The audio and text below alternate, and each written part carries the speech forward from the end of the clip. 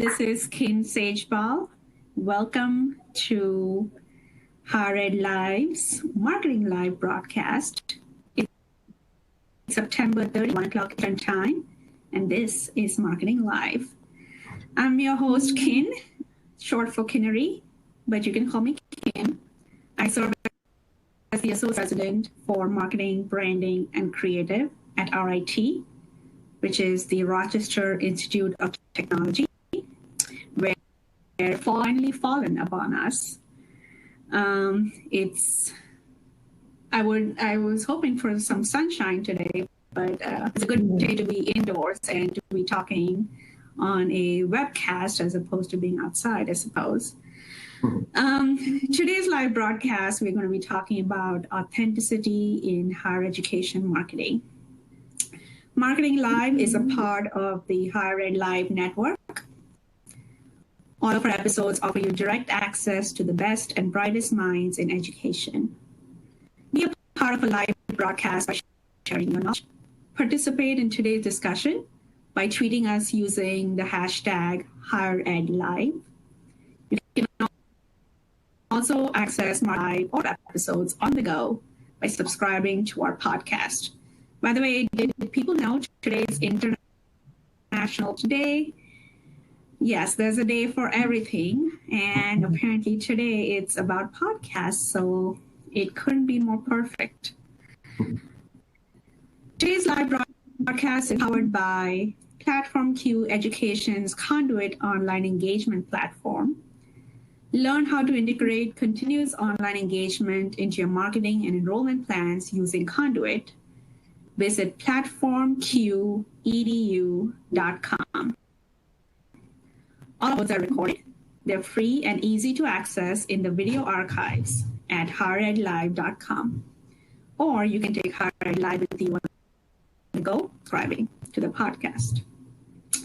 Higher Ed Live is produced by M. Stoner, a digital-first agency committed to tailored solutions that drive real results. M. Stoner has teamed up with TargetX to design a survey focusing on how prospective students use a range of digital tools, social media, websites, emails, and digital ads during the college search and selection process, and learn what information is most helpful at each stage of the journey. This 2019 admissions research offers insights into the nuances of their behavior as they make a vital decision in their lives. Be among the first to hear the findings and join M. Stoner on October 30th at 3 p.m. Eastern, noon Pacific, for a free webinar. We'll be tweeting out a link to that shortly. Now, with that spiel under the way, let's get to our hosts. Oh, well, I'm the host. Let's get to our guests. I mean, you're welcome to host as well. I'm sure between the two of you, you can have a discussion and dialogue that is going to be far more interesting than perhaps the questions I have lined up for you. So there's a plug there again for people to tweet live questions as we go through the episode. I'm pleased to welcome Nathan Willers, who's currently at the University of Denver, where he leads marketing communications at the Robert and Judy Newman Center for the Performing Arts. He's also a second-year doctoral student. Nathan and I connected when I read his article on Inside Higher Ed, where he discusses this topic. More on that later. Our second panelist is Tally Kojal-Thomason. Did I get that right? Yes. As Director of Marketing Communications and Events for Ritchie School of Engineering and Computer Science, Tally drives strategy and implementation with the school's brand, classes, and cultivate a strong, engaged community. She's also the co-chair of the Women's Staff Alliance for Networking and Development at the university. Okay. It's great to be here. Thanks. Great to finally have this scheduled and available and live for our viewers and listeners.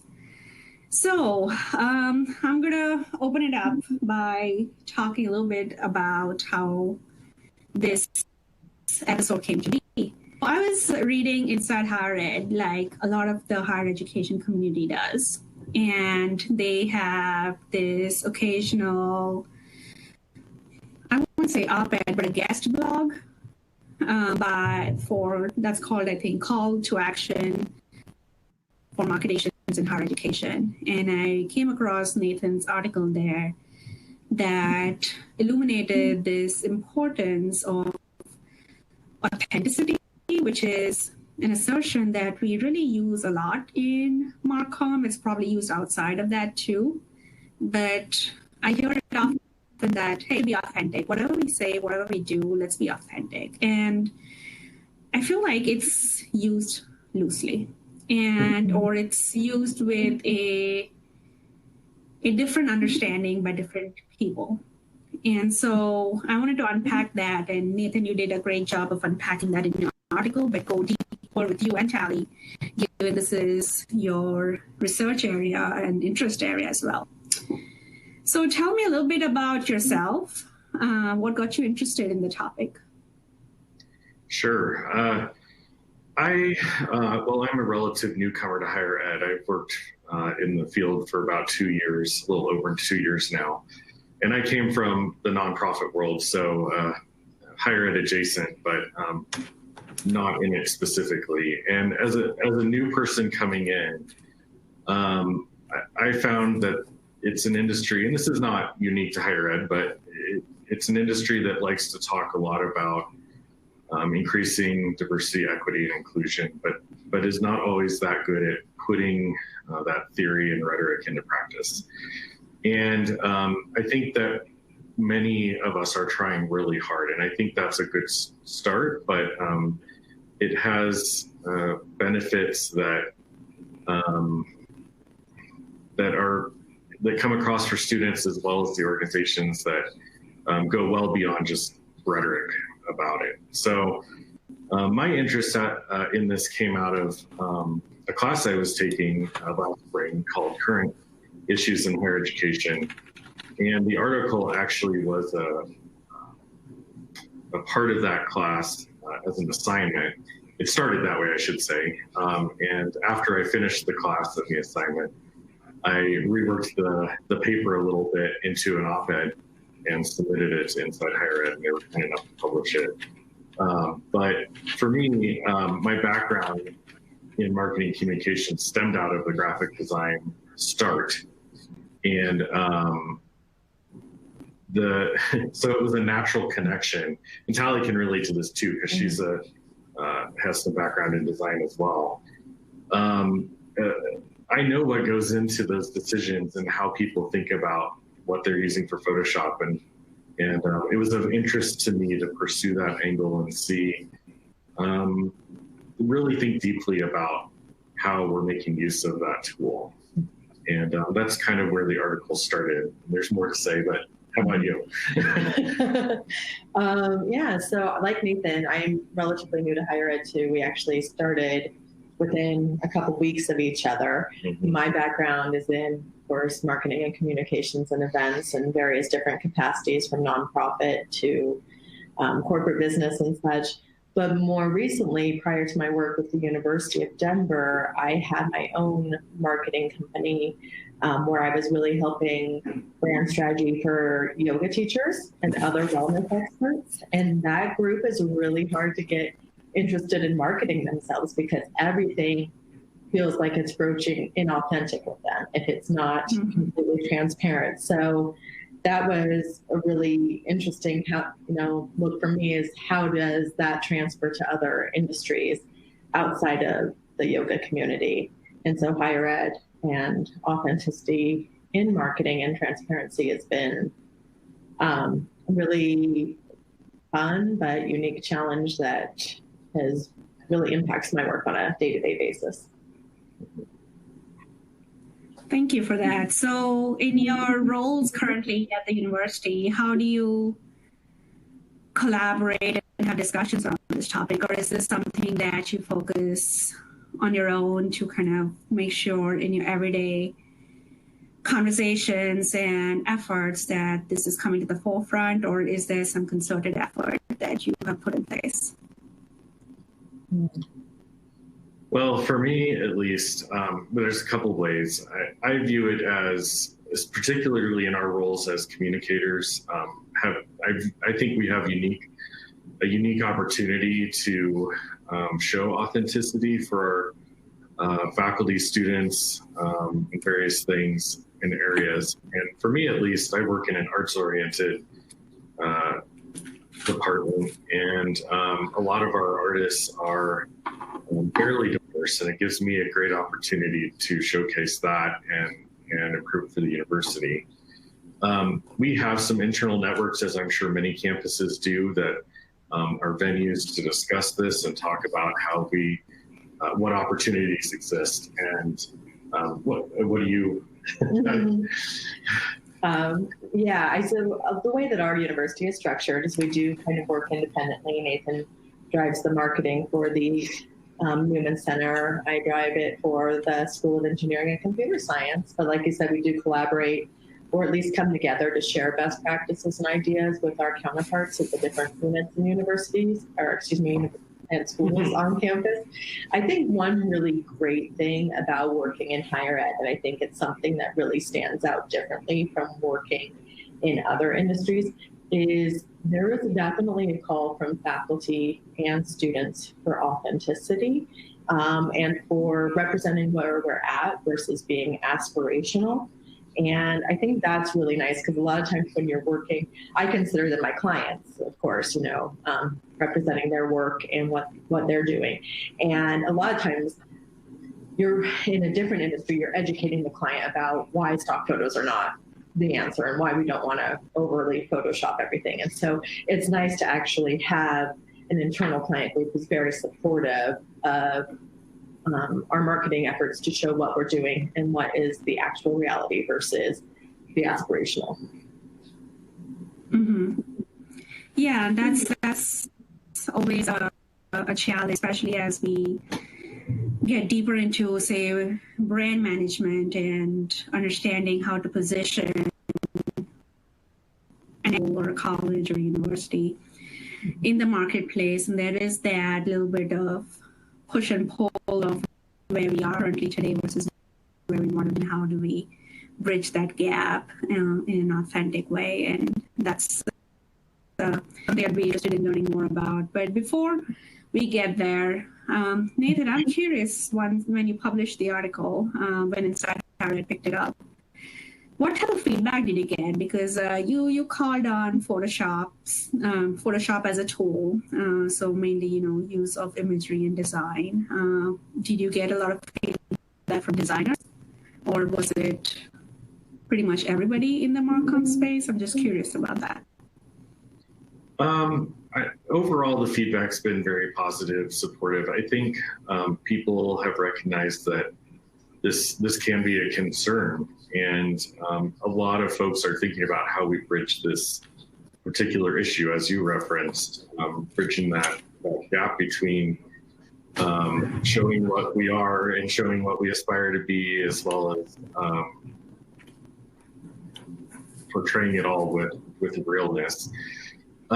So I think also, and I read the comments, even though everybody says never read the comments, but I think a couple of folks pointed out that it's important to acknowledge the complication that accompanies how we display diversity from issues of diversity, equity, and inclusion in our materials. And I want to also agree with that. And it is very complicated. And I think whatever we do, we need to do it with thought and intention, and not just throw it out there and hope for the best. And there's more to say about that, but generally, I think the feedback has been really good. In fact, that's part of what connected Tali and I. We knew each other prior to the article, but I think we've had a connection that we've been able to talk about across campus, I think, and build some networking, and even a little bit to other campuses as well. So it's been good. Great. Well, it is obvious that more collaboration and more partnership along this front is only going to enhance what did we do? So let's get right down to it. What is authenticity?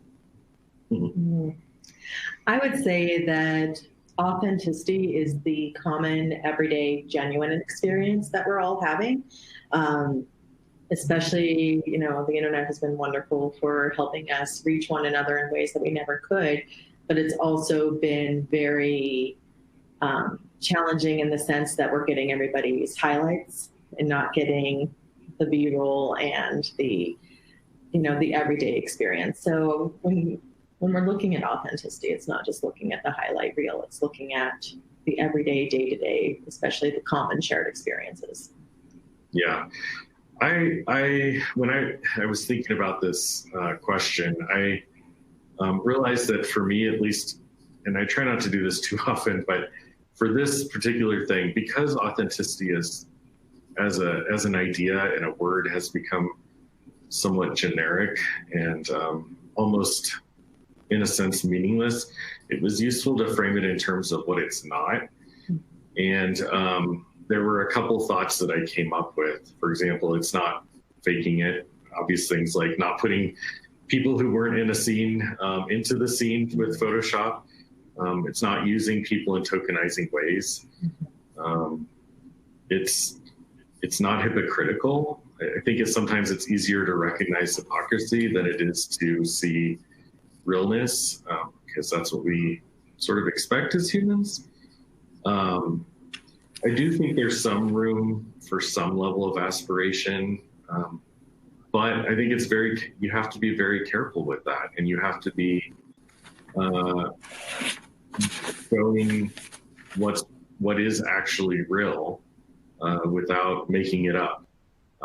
And it also means not using people of color to benefit white agendas. And so often diversity, I've been reading about this past week, so often diversity, like certain diversity initiatives have been used to benefit a campus as opposed to the people it's actually purported to help. And of course, that's not authentic in any sense. And I think the aspiration issue is it's difficult and complex to address. We all have places we want to be that perhaps we're not quite there yet, but they're good anyway. And but we have students who can help us find that path. And I think it's important to dive deeply into our student body and really know and understand them and how they can help us. Yeah, and that's a great point. I mean, we are always surrounded by students, whether or not, they happen to be in the space in which we are working. But we most oftentimes are working on a campus unless you are solely focused on online education, in which case that may not be the case, but you're virtually connected in that sense. So, how often does one, make sure that they are talking to the students themselves, especially as we think about, a lot of people who have, say, Gen Z as their target market. And you talk about, even in your article, that they can smell something fishy from miles away. And so when we want to get to what students find attractive or appealing, what's the best way to get about that?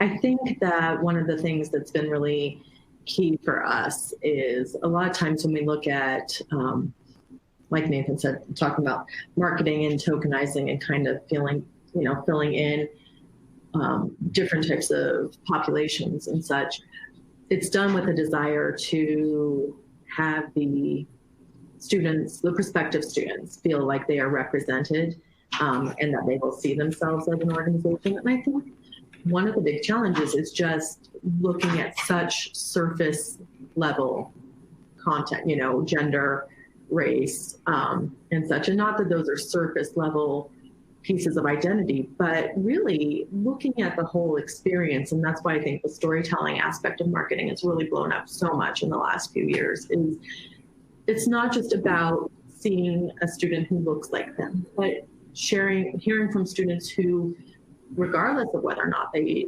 identify physically the same, whether or not they identify in their prior experiences coming to the university, what brought them to the university, what problem are they trying to solve, what career are they trying to get into that means something deeper to them. And so really, that's what that Gen Z group is looking at. It's not just being able to match each other in a very aesthetic way, but in a very heart-centered and goal-centered way. And I think that's really what they're asking for us more of. And it's a challenging piece because it's a lot easier or it's a lot more difficult than just finding a photo and, slapping a nice slogan or something on it. It's really asking us to go deeper. And that's a big challenge for a lot of us, is what bandwidth do we have to really build up these storytelling examples so that prospective students can see themselves and hear themselves in the stories and understand that this university is a place that they want to be. Yeah, I don't have much to add. I think as an industry, we're still learning how to tell our own stories in a sense, as is everyone in this. And I know everybody likes to talk about the new media environment, and it is new. And we've had, here we are able to tell stories without a filter from someone else that hasn't really been possible prior to 10 or 15 years ago. And it's so new. And it's a great opportunity, but we need to use it judiciously and well. Yeah, so Tally, you touched a little bit on the bandwidth issue, and that kind of triggered this thought or question that others may have as well. So, to be really truthful and to really show the true experiences that occur on a day-to-day basis, and helps understand and identify what it is that this university does, the students do it. So it takes time. It takes time to uncover those elements, and it takes time to understand what it is that is so meaningful about those experiences that are worth sharing. And it's more than a picture, like you said. What we are always resource strapped. How do you go about a situation where you are calling on marketers and communicators to really uncover and, peel the onion as much as possible? At the same time, they have too many onions. Yeah, absolutely. I think that's a really great question. Quite simply, you've got to get out of your office. It seems counterintuitive to get away from the Adobe Creative Suite, to get away from the meetings and such, but I have learned so much by just wandering the halls of my building. I look at the flyers that are up for different groups that are meeting. I go down to our maker space. I walk around. I meet people.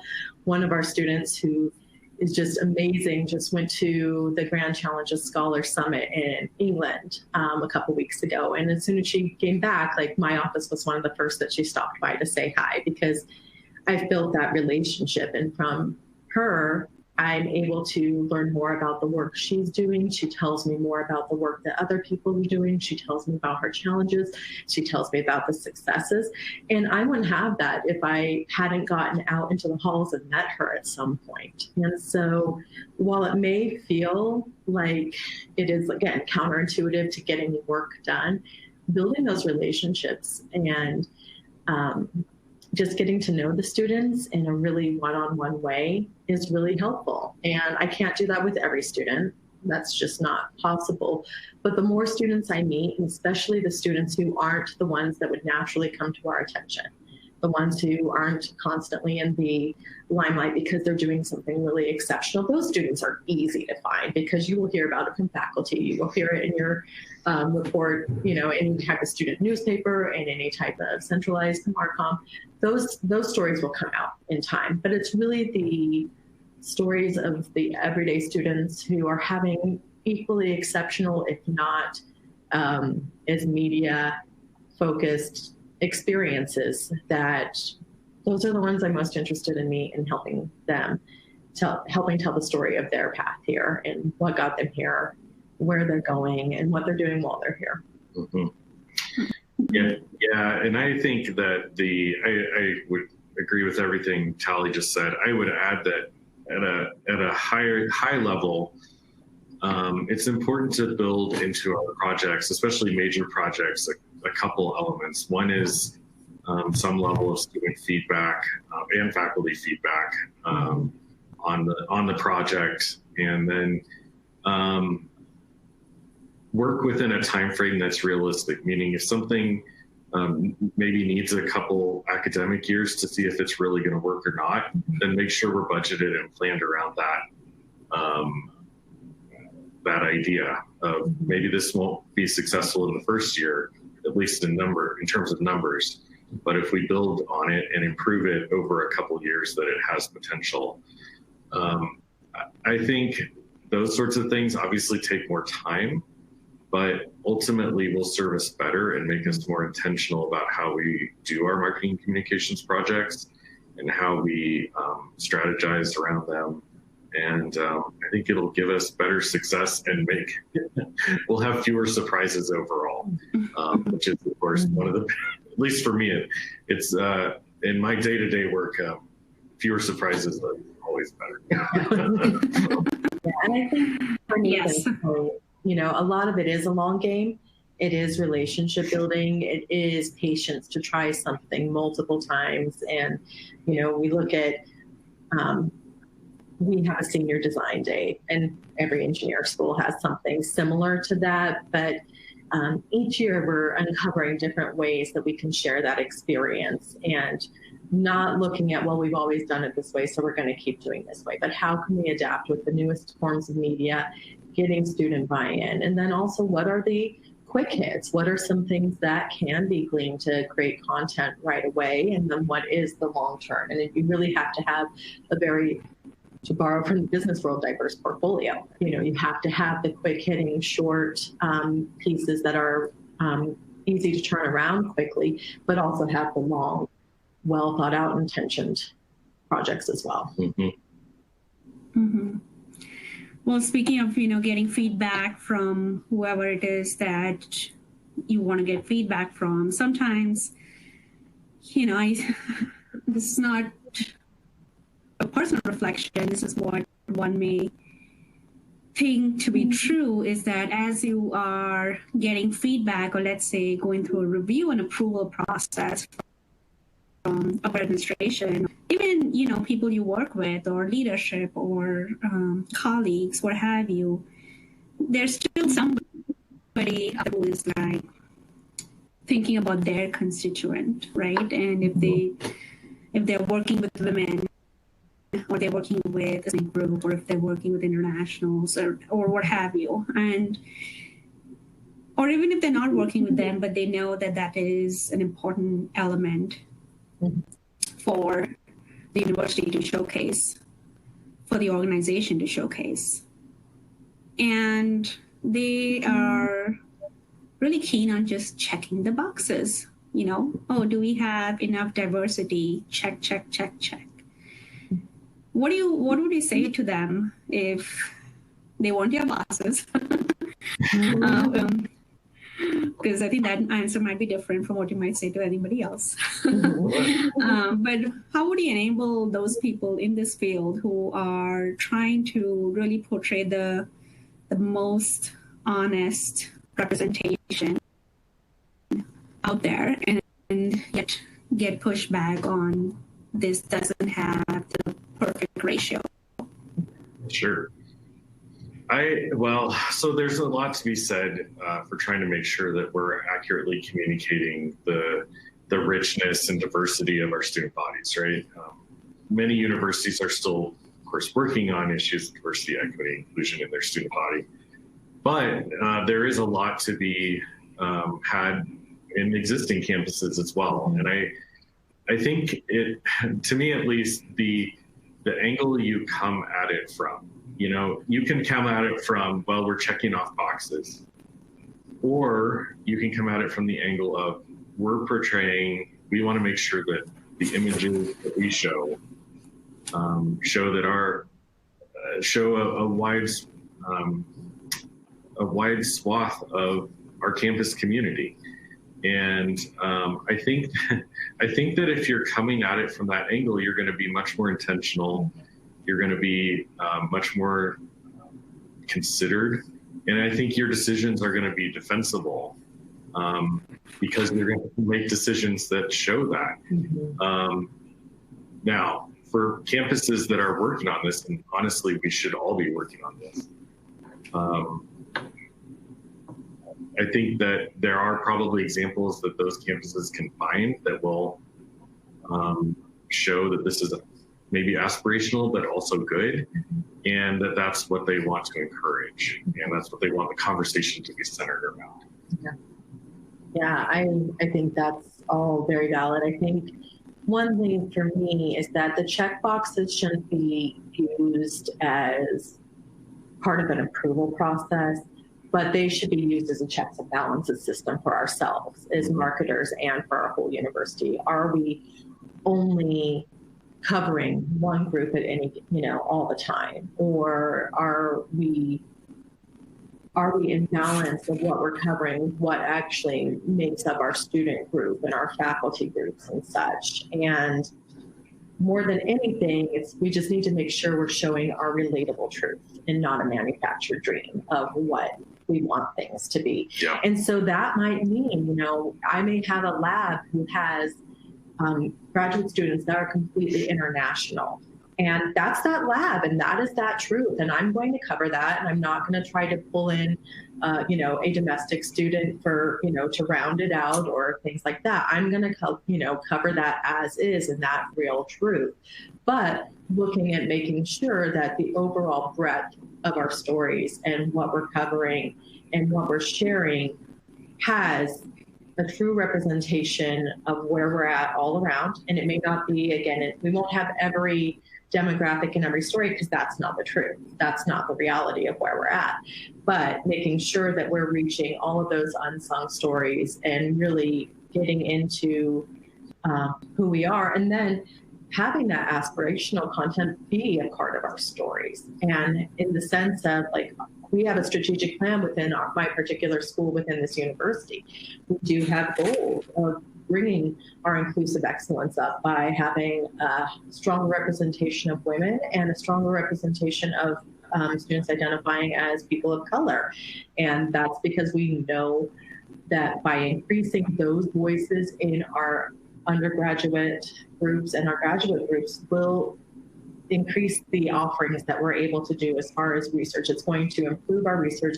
It's going to improve the student experience overall. It's not understanding the motivation for the checkboxes, I think, is the key point to really it. It's not, making sure that we're covering everything and making sure that we are giving voice to what needs to happen within our community to make it stronger, to improve the undergraduate experience and improve the graduate experience.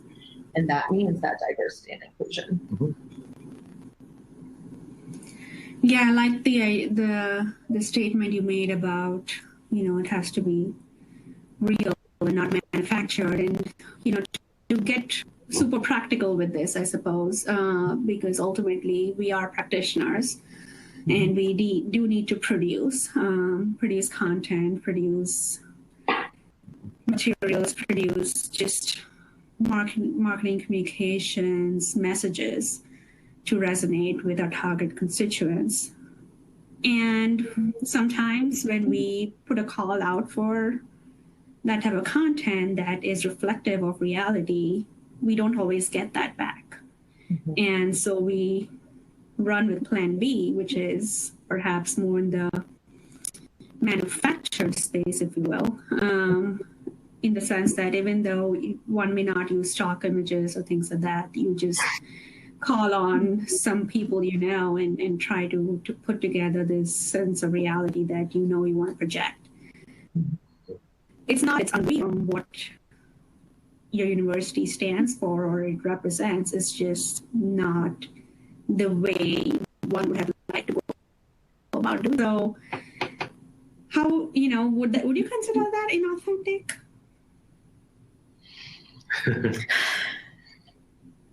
I mean, in a nutshell, yeah. I mean, I think that it's tough because it's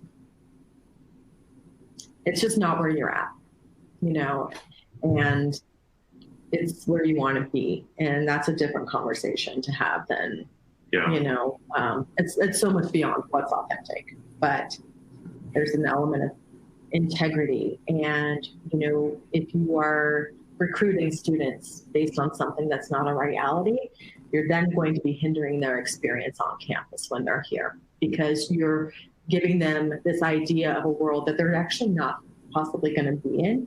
And just because you want it to be there and you want to get there for them, we have to set our prospective students up for success. And they need to know where we're at, not where we hope to be. And I think there needs to be a lot more frankness about how they're going to help us reach the aspirational goals, but understanding that you are not a checkbox to be checked off.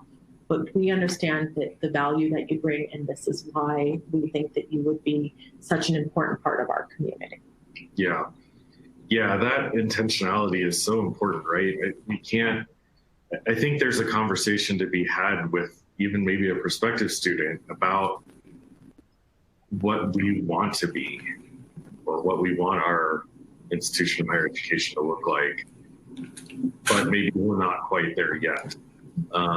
That kind of honesty and transparency, I think, can be really powerful if communicated in the right way.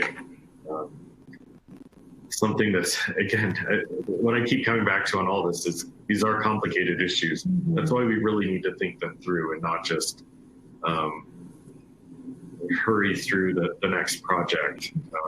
I mean, sometimes we have to do that, right? But it's so important to have these conversations so that they're guiding what we think about on these topics. Yeah, and to that regard, again, there's not going to be a checklist that you can follow for every project, because these are complex human issues and human-centered concepts.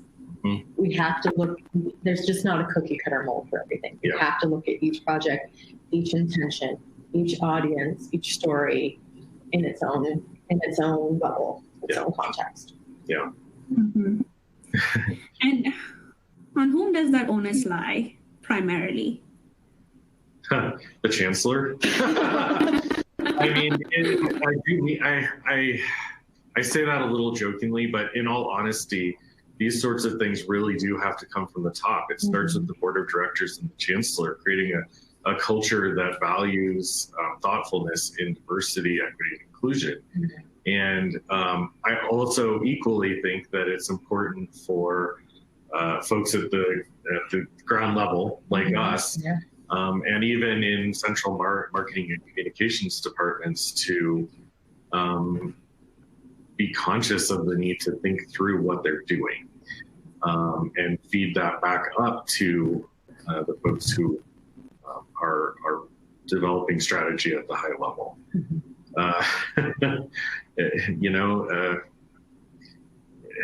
People tend to look down when there's issues in the hierarchy of an organization, and honestly, they need to look up. And that's where culture around these things starts and is set. Yeah, I would agree. I think that it really is, like Nathan said, there's those of us who are stewards, and we understand, this is our life, this is what we're living and breathing, and this is what we're doing every day. But if the upper level leadership isn't matching us where we're at, then everything in between is just not gonna not going to get touched. So it really is a two-pronged approach. Mm-hmm. Yeah. Mm-hmm.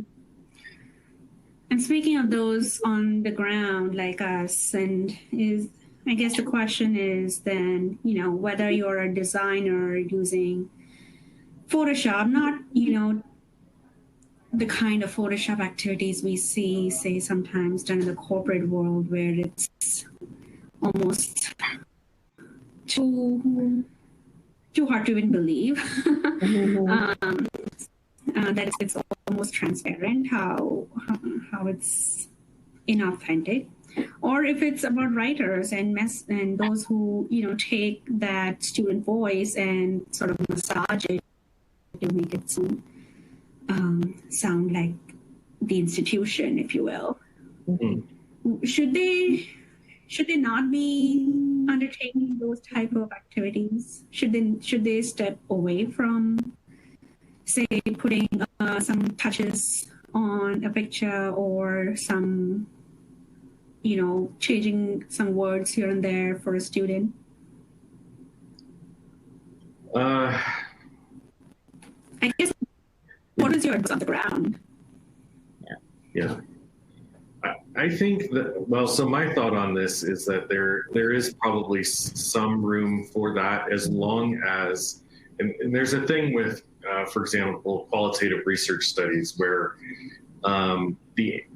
when you take an answer from a subject of the study, that you will transcribe it or record it, and then you give it back to the person to make sure that they feel good about it and that it accurately represents what they want to communicate in the study. And so often in marketing and communications, we will take those words and kind of either selectively cut or images and rework them to how we want them to be.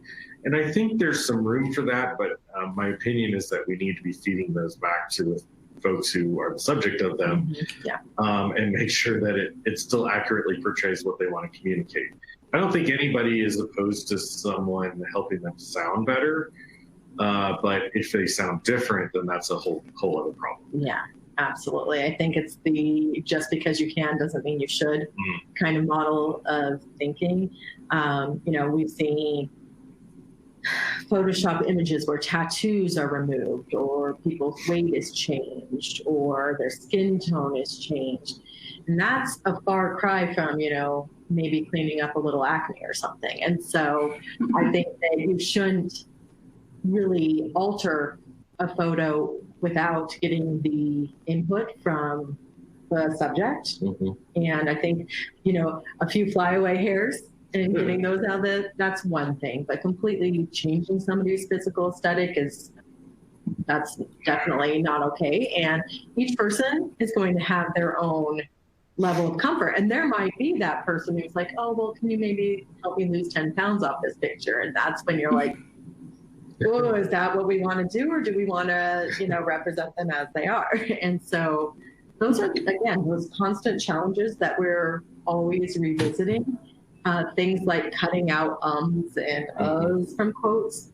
Mm-hmm. Yeah, but changing the complete meaning or their tone, or even, just making them sound not quite themselves, that's a whole other issue. And so every university, every organization, every company is going to have their different ideas around this. But in higher ed specifically, I think there's a much more stronger call for the less is more. Yeah.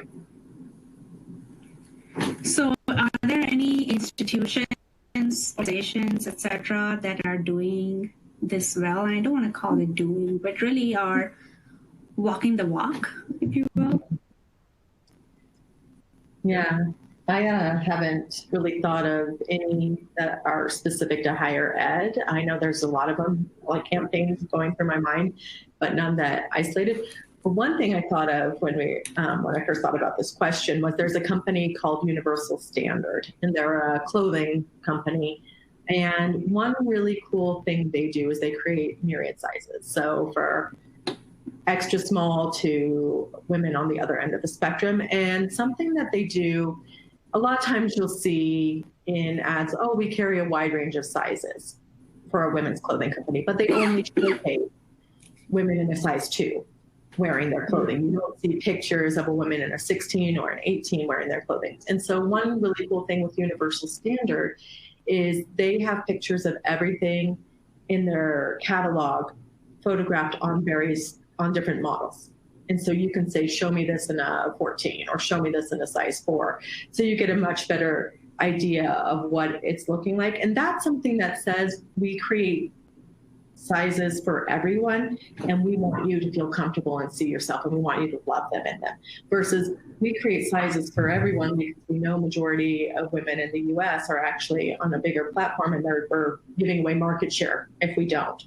But we're not going to showcase our clothing in that. So just showing that they're not only building clothing for women of multiple sizes, but that they are designing it that way and willing to show you what it looks like before you buy. That's to me is really walking the walk as far as transparency and authenticity in a product-based type of marketing situation. Yeah, I have noticed a couple things coming out of University of Hawaii. I think that they have really worked hard to overcome a colonial beginning that, frankly, was not a great start in terms of universities university foundings. And they are working very hard to make sure that they are a university system for all of the students in Hawaii. And I've really noticed they seem to be walking the walk. I think it brings up an important topic in terms of universities. So many universities have foundings that are really in a questionable, there's questions about those foundings. Sometimes in case of slavery, like University of Virginia, our own University of Denver was founded by a man who authorized the massacre of hundreds of Native Americans in Colorado in the same year that the university was founded. I think it's increasingly, well, I think it's always been important, but I think right now it's really important for the universities who have these types of histories to acknowledge those histories, know what they really were, what really happened. And for decades, we tried to just ignore them and hope that it wouldn't be brought up. And that's so problematic for folks who were damaged by those histories or whose ancestors were damaged by those histories. And I think we really need to acknowledge those pasts, see them for what they were, not as a thing of glory, but as a thing of shame in a sense, and then do what we can to address them so it doesn't happen again, so that we're making sure that those folks that we hurt are that we're doing what we can to help take care of them. And we have to acknowledge those histories and make real plans that reverse them and guard against the possibility of reverting, even to the mindset, not just the actions, but also the mindsets. Instead of just sticking our heads in the sand and hoping it'll go away. Yeah. Yeah, those are all great examples, both from what not to do and what to do, and how you can portray your true self.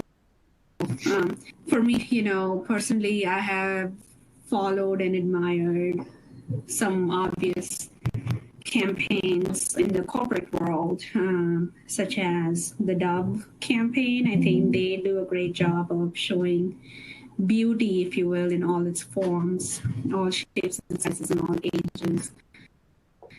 Most recently, I think I've seen this talks about how memorable some of these things are, because I can't remember which company it was, but a lot of car companies trying to show how they get these groups of people together and they just unveil a car without the brand name on it, and they live and they tape their reactions to the car, and those are truly, they're not paid actors, they're true customers or true focus group participants. And and they record that, and they actually use that as their advertising. And so it just goes to show the bent toward wanting to see what real people are saying and doing.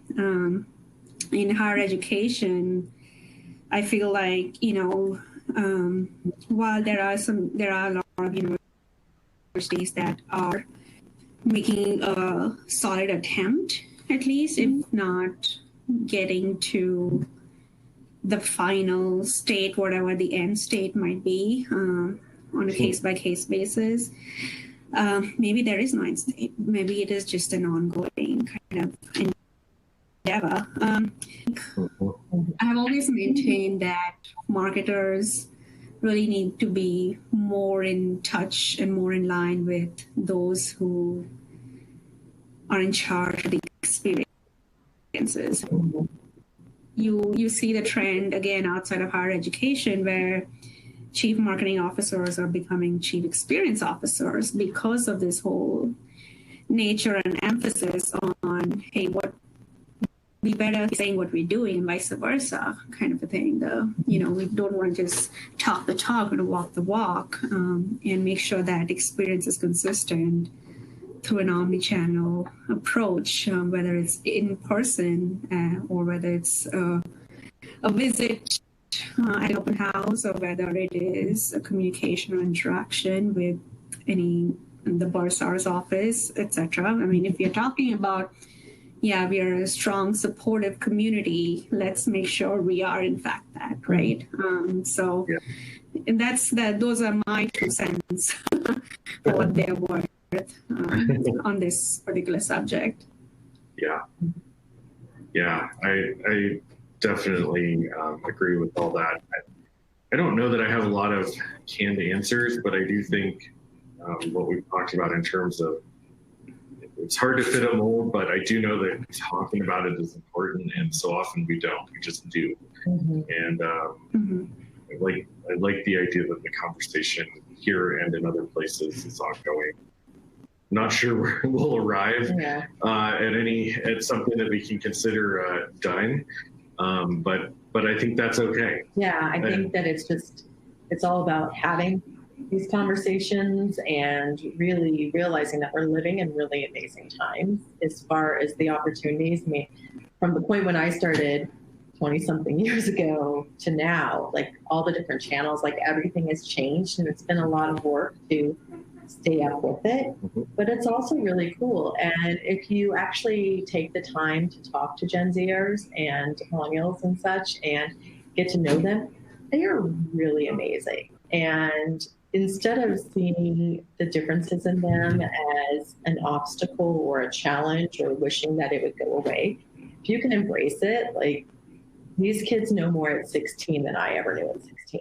And they just have so much more access to learning and so much more connection. And I'm sure for our faculty, that's a big hindrance when they're in class on devices and they want them focused on learning. But for us, seeing that as an opportunity and strength for engaging them to help us help them, I think is going to be a really powerful tool to intentional drawing back the curtain and being authentic. Great. Well, on that note, I think we're going to conclude our episode this afternoon. Thank you both so much for your thoughts and insights. I hope our viewers and listeners took away some nuggets of information to implement as practitioners, even if they aren't able to implement or they are already on this path. At least took a moment to pause and think about it. Think about who else they need to have these conversations with and continue the dialogue. Yeah. And thanks always to our guests today, Nathan and Tally. Appreciate your time and willingness to participate today. And thank you to M. Stoner for broadcasting this for us. Yeah. Yes, thank you. Tally, where can people find you? I'm at tally.kojal@du.edu, or you can find me, Tally Thomason, on Twitter and Instagram. And I'm at Nathan Willers on Twitter. right, people, make sure to tweet to them if you have any questions or comments. All right, signing off here. This is Kate Sagepal again. Bye-bye. Thank you, Ken.